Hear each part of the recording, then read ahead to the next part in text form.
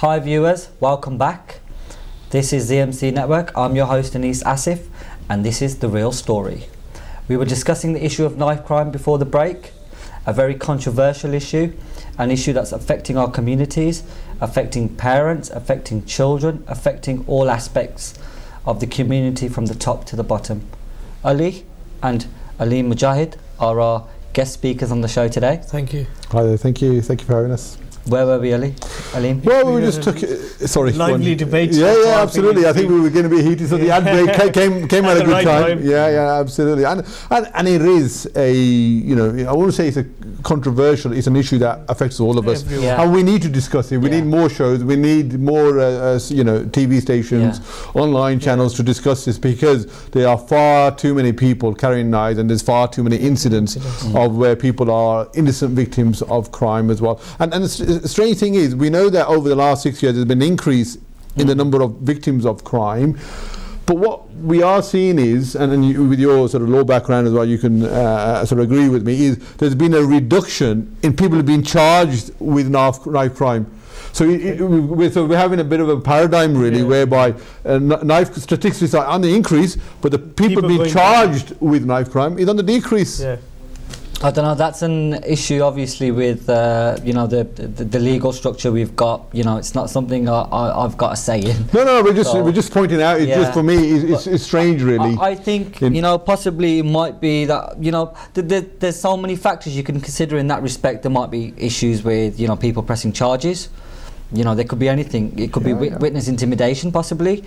People not willing to go and obviously go to court to follow through with the procedure. Maybe it was a one-off incident. Maybe the individual who's perpetrated the incident has sort of manipulated the victim to a degree where they've not gone to the stage where they've obviously committed themselves to taking it full throttle in respect of obviously following through with the law. There has been an increase in the amount of incidents being reported for knife crime. I know, but then we're looking at why hasn't the conviction rate increased in respect of the incidents? So even before the conviction, being charged, that's the data that I was quoting, and I think goes back to what we were discussing earlier about the number of police officers out there who are investigating the crime, collating the evidence, and then putting that together for the CPS to say, all right, this person can be charged. It all works hand in hand. Yeah, absolutely. Yeah, but I think we need to concentrate on the issue from the ground up. So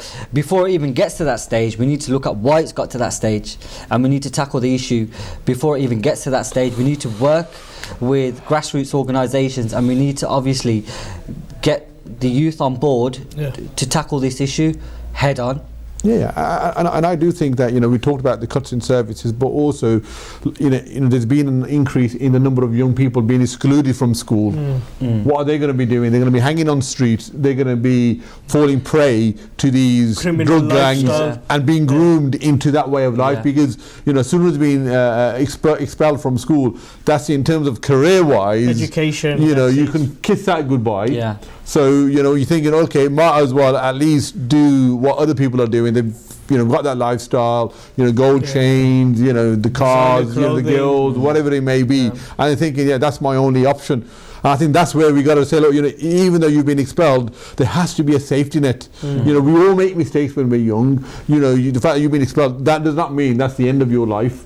There has to be another place that you can nurture your skills and say, look, I've got something that I can actually work towards. I think children need to understand that, and I think that that's a responsibility for the schools, because once they've expelled the individual, it's like they've thrown them to the wolves, basically. No, I agree. So they feel alienated. You've got individuals there that they feel like they've got no other options in life, and the only option they've got is crime.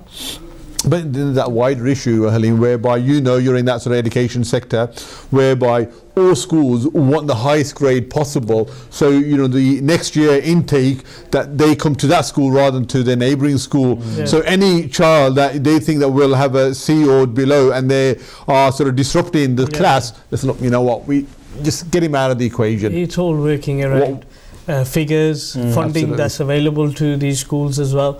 So I think there's a lot of education that the schools need to do. When I was growing up, there was like the National Career Service. Absolutely, was a lot more available in schools. But do you not think that a lot of these grassroots organisations, these youth organisations, they need to contact the schools, they need to liaise with the schools, they need to sort of take these individuals on board, they need to sort of direct them as to what sort of options they've got in life? I think they need to work closely with the West Midlands Police as well, because they have got a lot of funding available for organisations who can help educate families, as well as organisations like yourself who deal with a lot of young people. These would you not feel like if obviously with West Midlands Police, would you not feel that you'd want to bring somebody in the mix that would kind of relate more to the individuals in question as opposed to the police, a grassroots organisation, maybe a youth organisation that's sort of working collectively with the police and with the schools to sort these were in place a long time ago. When I was growing up, these organisations were in place, but now it all comes back to austerity cuts. Due to that again, now there's no funding available for these organisations. No, absolutely, and I think you keep on touching about it's like the left hand talking to your right hand. Should the community group, should the police be talking to the schools and so on? And there's no one organisation that is the glue that is actually facilitating that dialogue between all the different agencies. So your schools are working in silos, the police are working in silos, and I agree with you. But at the same time, if you look at the horizon, there's nothing in place that's going to take that function. So I think what we have is we just need to make sure that we are communicating with all the other agencies. Who's going to do that? I don't know. We were hoping that the Police Crime Commissioner may be that instrument or that body that sort of again puts that in place, but again it's all about resources, and it's about that willpower as well, having this is something that I'm going to work towards and take charge of, and at the moment there's certainly a vacuum towards that. And the other thing is also this race to the bottom, because I think that if you've got hope, if I'm in an inner city deprived area and I've got hope, then there's less of a chance of me going sidetracked into another area. When that hope is being removed, you think I'm not going to be, getting a good job, I'm not going to, make ends meet. Then what do? You start taking corners. Quick shortcut. That's what you're going to. And where does that lead to? Inevitably, sooner or later, the long arm of the law catches up with you. In that sense. I think, Mr. Ali, what you did as part of JABS B8, what you did an event a couple of months ago where West Midlands Police Crime Commissioner's office staff did come and they did talk about knife crime. Absolutely. But do you not think it would be good to bring the youth on board to get them to come to these events to sort of obviously show that Well, Mr. Ali had a lot of youth there. The youth, the youth football tournament. So we had over 120 young people between the age of 14 and 24 there. We had invited the police and also the Police Crime Commissioners. So when they were playing, and some teams were obviously waiting for them to sort of play again, we had the police talking about the dangers of knife crime and the impact, and just and also they were there, even though they were there in their uniforms. I think they were quite relaxed, and they were engaging, and they were and all of a sudden people normally, I don't know, I'm from an area where I'm quite formal with the authority, but they were quite easygoing, and they've made everyone feel relaxed. I think a lot of it is to do with approachability. I agree. And the youth need to feel that they can approach organisations like the police, other organisations, maybe grassroots organisations, even in certain educational institutions. There's that culture, Mr. Lee, that we need to change. Because in inner city areas, especially with the BAME community, the police, the stigma around it is that we would stay away from them, we won't go and talk to them. So I think it's trying to educate and trying to change that perception really with the police. So the police need to realise they've got a lot more to do in terms of building that trust with the local community. So there's a lot more to do. But the other thing also was over on Twitter, I did realise that Green Lane Mosque have been part of this sort of is it Bin a Knife, Save a Life? Yes. Whereby over a period of, I think it was about 2 months, there must have been 60 or 70, 60 or 70 knives, and they range from some more sort of kitchen knives to proper machetes. Yeah. And I think there's no reason why more churches, mosques should be taking part in these amnesties. There are knife bins in areas like Handsworth. I know Desmond Jaddu is a very prominent figure in respect of anti-knife crime activities, and there are initiatives in place but I think people need to know that there are initiatives in place, because it's more about putting it out there, publicising it, that there are these initiatives in place and this is what's going on. People are trying to tackle the issue, even if it's if it's at a small scale. Well, I think slowly, even in our mosques is being discussed. They have got knife bins in mosques spotted around Birmingham. Not every. I won't mention the mosque, but it's in Al Rock, whereby it was told the committee to put up one of these bin knives, and they said, yeah, fantastic, great, we will do. I said, put it in a prominent position. I said, no, we're not going to put it in a prominent position, because then the person who's obviously going to be putting it in won't want to be seen. Put it right in the corner where it can't be seen. I said, well, it can't be seen, no one's going to know about it. Yes. So it's a bit of a catch-22, but in the end, after all the discussion, one wasn't put in. Okay. Yeah. So I think personally, a lot of these these institutions, whether they be religious or educational, if they've got a large exposure to the youth, they need to be very proactive in what they do in respect of to sort of educate, to sort of guide the youth, to pull them away from these negative factors, because obviously with a lot of this stuff it's glamorized, heavily glamorized, on TV, heavily in music. Do you think the police needs to do a lot more to work with grassroots organisations? I think they do. I think big time. But before we go on to that, I want to just bring it back to the mosques as well, whereby, when was the last time you went to a mosque, whether it was on Friday prayers or any other time, they actually addressed issues that concern young people? I'm talking about current times. I haven't. Yeah. I think in general we need more exposure from all religious backgrounds. Whether it's a mosque or whether it's a church. No, I'm just talking about religious institutions. When was the last time you heard, whether it's a church, Gurdwara, Sikh temple, or a synagogue or a mosque, talk about knife crime?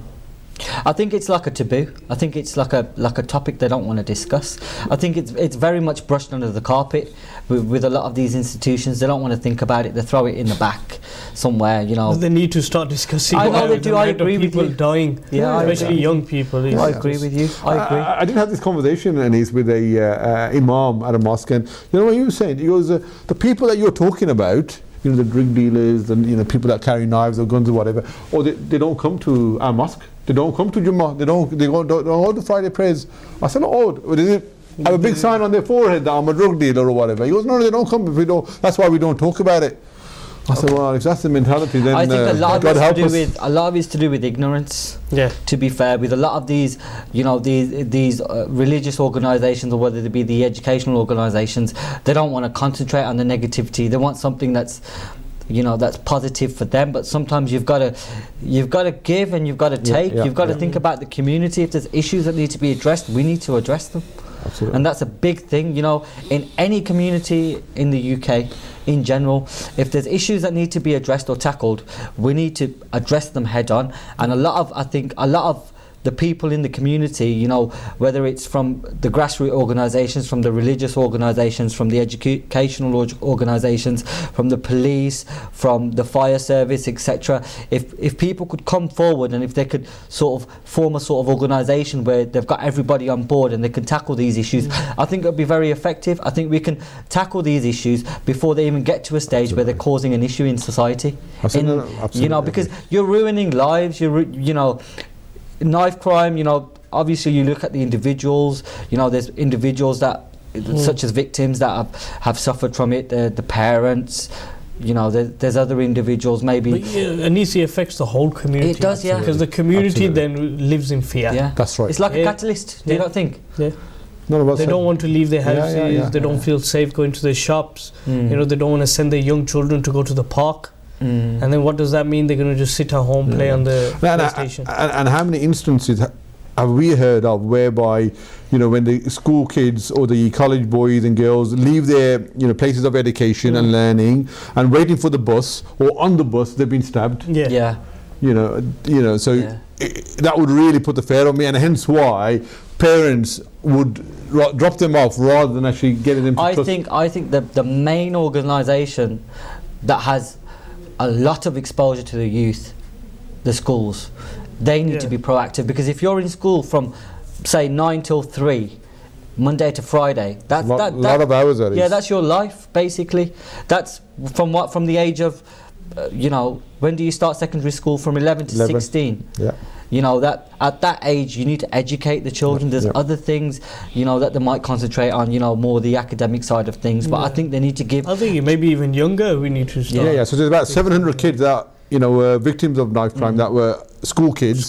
But again, back to that sort of statistic of 45 kids that were under 11. So there's no reason why we can't start it from year, say, 4 onwards. 4 onwards, because they can see that, you know, we think that they're you know, living their naive, you know, young innocent lives, but it's not the case. But I'm going to come out with a controversial statement, if I can, Anis, whereby, do you think that young people, especially from a BAME community or from an ethnicity background, have less value in terms of lives? So if they were to sort of take someone's life, there's less sort of value that's put onto taking a life than maybe other communities. It'd be nice to get your thoughts on that. I don't think I've experienced it as much as you know, maybe there was, you know, from when I was growing up, obviously we felt that we were more deprived, as opposed to say, you know, a child that went to a grammar school or a child born in one of the more, you know, affluent suburbs.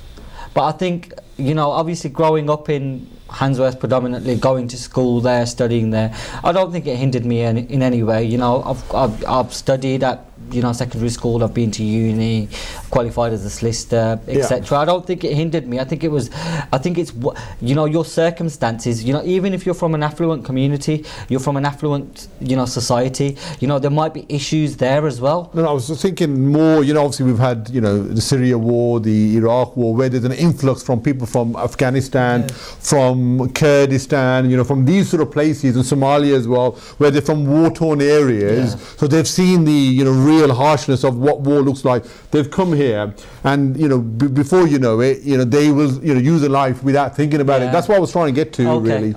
Yeah, but that's understandable. Obviously, with the society that they've grown in, they've seen, you know, what they've seen. You know, if they're from a war-torn country, they've seen, you know, they've been exposed to violence, you know, extreme violence that, you know, we've never seen. So if you're from that sort of background and you come to this sort of environment, then for you, you know, carrying a knife is because you're still from that traumatized. You're still in that attitude that you got to fight, you got to hurt someone. But I think it's that protective sort of I think the schools have got a lot to consider in respect of this, because they've got to sort of think about these individuals, where they've come from. They've got to sort of integrate them into this community, this society, because if they've come from a completely different background, or they've been exposed to something educating these people. Like you said, it's not glamourifying it on music videos and on the TV, because these people see that. But you know what? If I'm a grime artist, that's what sells. Yeah. What can the government or anyone do, the police do, in order to prevent that? But it's not a crime. You know, filming a sort of a song, you know, glamorizing gun or knife crime, but that's what sells. How do you prevent that from happening? This is an issue that needs to be addressed, because obviously there's certain things, you know, that will pull in the views, that will pull in the money. But how do you do it? What do you do to the grime artist or to the rap artist? It's a difficult one, isn't it? I think, you know, if you could get some of these prominent grime artists on board to do, say, something on anti-knife crime, that would have an impact. I think maybe getting these grime artists to go and see victims. Absolutely. So they can see it firsthand what's happened. But a lot of these individuals, these grime artists, they've grown up in the gang culture. They've grown up with gun crime, with knife crime, with, you know, drugs, and, you know, it's a tough one. It's a tough one, isn't it? You know what I mean? But I think it's more to do with the age. You know, when somebody's, say, 30s plus, obviously they've matured more. You know, they've seen things grow in their out life, of it. You know, So I think, you know, when you're, say, my personal opinion is 25 and under, you've got sort of less of an understanding of what society is about. You know, for you, you know, you haven't got that exposure to or that understanding. You know, it's what you've seen in the community, what's seen as, you know, the thing to do, whether it's, you know, the local guy with the flash Q7 and with the big gold chains, and you know, he's well respected because he's a hard man sort of image, or is it the man down the road who's done a degree from university and you know he owns his own business, and you know, what sort of respect would somebody want at say 16, 17, 18? They've been listening to grime, rap, you know, they've seen it's all about the thug life. That's what they want. They want to have that street cred, as you talked about earlier. They want that respect. When they walk down the street, somebody will say, you know, this is so and so. But I think this is something the community needs to tackle. This is something the individuals that portray that image need to tackle. Do you not agree? When we say community, it includes and encompasses such a large body of people that I think we need to sort of narrow it down, and you know, I think we also need to sort of bring our conversation a bit more sort of to sort of a context now in terms of, you know, what is our overlying message now to the young people. For me, I'm going to back down to, you know, as first of all, let's control what we can control. So as parents, you know, have more of an interest, more of a dialogue with our kids. Secondly, you know, all the different agencies that we talked about, you know, the police, you know, let's invest in youth clubs, you know, in grassroots organisation, and also I think we need to uplift the hope and expectations of young people that you can make something of yourselves, you know, whether it's through mainstream education or apprenticeships or through practical. It's never too late either. It's never too late. Never too late. Very true. Ali, is there any closing statements you'd like to give, or any comments you'd like to make before we end the show? Fantastic debate, and I think the fact that all three of us came up with different views, forthright views, just shows how important this topic is, because it affects all of us. And what I would say is, please, you know, whether you're part of that sort of gang culture and that you're carrying a knife to intimidate or hurt someone, or whether you're doing it through fear, that's not the answer. And please put them away, and let's talk and make something of our lives and make our communities better, because we are our community and community is us. Yeah. Aleem, have you got anything to say? I'd just like to thank ZMC Network for bringing these important and vital issues out for everyone on the internet and TV to see, and thank Anis for bringing this issue. Thank you for coming on the show, Ali. Unfortunately, that's all we've got time for. This is a very controversial topic, knife crime. It's something we need to consider. You know, we need to think about our youth, what effect it's having on them, what effect it's having on the community, what effect it's having on, you know, it's a whole catalyst of events, you know, crime in general, but knife crime, I think it's a big issue that's affecting our youth, and we need to take a proactive stance. Unfortunately, that's all we've got time for. Thank you for watching the show. This is ZMC Network. You're watching The Real Story. Stay tuned, and we'll be back for more.